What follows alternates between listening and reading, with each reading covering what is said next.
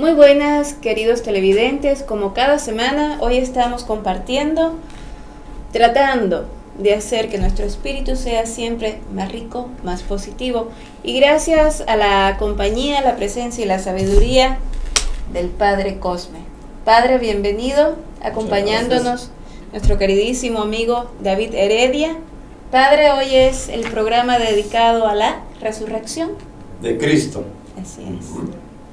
Pues usted tiene la palabra, aprendemos de su sabiduría. Bueno, con el permiso de todos ustedes, queridos radioescuchas y televidentes, pues en este momento vamos a abordar el tema de la resurrección de Cristo. Dicen ustedes que es un tema bastante trillado. Todo mundo confiesa la resurrección, todo lo confesamos todos los cristianos, pero lo importante es que comprendamos que sin la resurrección no tiene razón de ser ninguna religión cristiana. Ninguna iglesia cristiana tiene fundamento sólido sin la resurrección de Cristo. San Pablo anota, si Cristo no hubiera resucitado, vana sería nuestra fe y aún estaríamos en nuestros pecados. Pero la razón de que no nos encontramos en nuestros pecados, sino que la fe nos ha hecho llegar a ese estado deífico, a ese estado de gracia, a ese estado como el mismo Cristo, en esa llenura que tenía, podía vivir intensamente esa vida, ese don sagrado de lo alto. Porque, les repito una insistentemente, ¿por qué nuestra gente no vive? ¿Por qué nuestra gente solamente vegeta? Porque no ha comprendido que el estar aquí en este planeta pues estamos por un propósito divino primero. Y ese propósito divino nos hace exultar de gozo, nos hace sentirnos aptos para la vida, idóneos para la vida. Y cuando estamos en esa sintonía es cuando nosotros tenemos aquel que es el dador de vida tan dentro de nosotros que de nosotros fluye la vida, la energía, el poder, la sabiduría, y sabiamente vivimos la vida. Con inteligencia utilizamos todos los recursos que Dios ha puesto a nuestro alcance, y con esa voluntad que Dios nos ha dado logramos tantas cosas tan bellas que cuando el Señor nos llama al día sin ocaso de su reino, allá en la casa del Padre Celestial, en la Nueva Jerusalén, entonces iremos con esa felicidad de aquellos que se gradúan, de aquellos que van a obtener un trofeo por su asidua dedicación a la vida. Bien, Padre, escuchándole hablar, me viene a la cabeza esa famosa, pues el entierro de Jesús. Él resucita al tercer día, lo crucifican un viernes, el sábado, el mismo día lo entierran, o sea, lo llevan al Santo Sepulcro. Posteriormente están gestionando su exhumación, y al tercer día, cuando se descubre que es domingo, ¿no? Esto fue viernes, sábado y domingo. Sí. El tercer día es domingo, cuando viene la resurrección. Así es. Que es cuando sale, y él sale vivo del sepulcro. Y posteriormente, ¿qué es lo que sucede en esa resurrección? Bueno, una vez que Cristo resucita, vemos que se aparece a las santas mujeres. Para eso, dense cuenta que los discípulos habían huido desde la pasión, ¿sí? El único que estaba presente era Juan, el discípulo amado, pero los demás, Pedrito y compañía, estaban en sus casas ya, porque tenían miedo. Decían, si eso pasó con la madera verde, ¿qué no será con la leña seca? Es decir, la madera verde, Cristo, ¿verdad? Si a Cristo lo crucificaron, ¿qué no van a hacer con nosotros? Nos van a quemar, también nos van a crucificar. Entonces, ante ese temor, vino la desbandada de todos ellos. Pero vemos cómo Cristo, cuando se aparece a María Magdalena, a María su madre, querían tocarlo, y dicen, no he subido al Padre todavía. Cuando suba al Padre será otra cosa, pero vayan y anuncien a Pedro y a los demás que me verán en Galilea, como habíamos quedado. Yo les pronostiqué que en Galilea nos veríamos después de mi resurrección. Pues allí notamos cómo los discípulos estaban fuera de la jugada. El único discípulo que permanecía fiel era Juan, y estaba con la Virgen cuidándola, porque la recibió por aquel mandato de Cristo en la cruz. Hijo, ahí tienes a tu madre. Y dice el evangelista, desde aquella hora el discípulo amado la recibió en su casa, la cuidó de ella. Entonces el discípulo amado viviendo en compañía de la Virgen y teniendo tan cercana aquella que es la llena de gracia, pues él quedó también lleno de la gracia del Espíritu Santo aún antes de Pentecostés. Y por esa razón vemos como el discípulo, aún después de Pentecostés, vemos que es el que habla con una elegancia tan profunda de la divinidad de Cristo. Demuestra cómo Cristo es Dios y hombre. Juan, el discípulo amado, es el que escribe el cuarto evangelio y 2 cartas más, y el Apocalipsis todavía, ¿sí? Entonces ese discípulo amado habla con un lenguaje tan teológico, tan profundo, que los teólogos hasta el día de hoy se rompen la cabeza por ello. Ahí es donde yo todavía quiero abundar sobre ello, y que me perdone Barbarita en este adelante. aspecto. ¿Qué sucede con la vida de Cristo posterior a la resurrección? ¿Vuelve a morir? ¿Desaparece? ¿Sigue? ¿Cuándo desaparece? ¿Qué es lo que sucede con Cristo? Después de que Cristo resucita, él humanamente queda decepcionado de ver que sus discípulos, sus apóstoles, no comprendieron lo que él les había anunciado. O sea, ¿pierden la fe? Prácticamente pierden la fe, ¿sí? Fue para ellos un sueño maravilloso, una aventura descomunal, pero todo tiene principio y tiene final. Dijeron, Cristo ya desapareció, por consiguiente nuestra esperanza también se desvanece. Lo vemos bien plasmado en los discípulos de Emaús. Cuando iban a su aldea, aparece por ahí Cristo en forma de forastero. Y aquellos cabizbajos, deprimidos, iban comentando allí de Jerusalén a Emaús, una distancia aproximada de 3 kilómetros, no tiene más. Y comentaban de lo que había pasado. En eso el forastero, que es Cristo, ¿verdad?, se junta con ellos y dice, ¿qué conversación es la que tienen ustedes? Y ellos dicen, bueno, que tú eres el único extranjero que no te das cuenta de lo que ha pasado en Jerusalén en estos últimos días.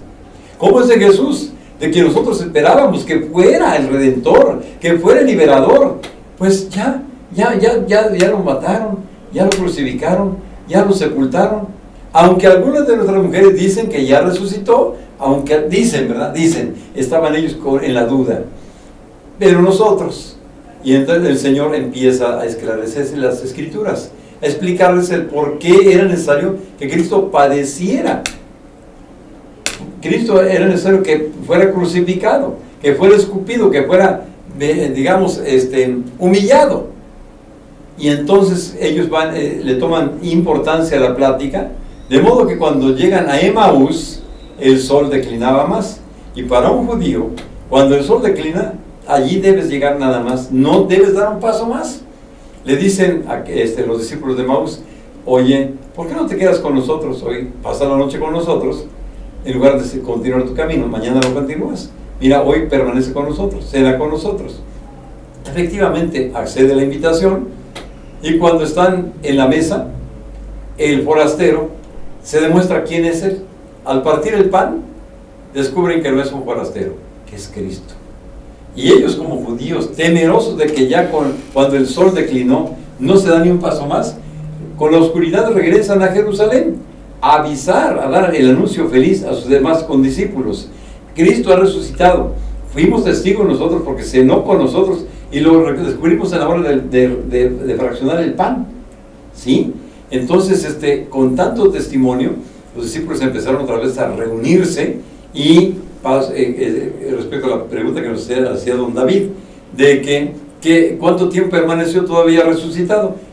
40 días prácticamente. Pasó, después de la resurrección, transcurrieron 40 días. Y esos 40 días, ¿a qué los dedicó el Señor? A dar una reevangelización a sus discípulos. Se va al desierto. No. Allí mismo, allí en Jerusalén, pasa adoctrinándolos, porque dice, fracasé.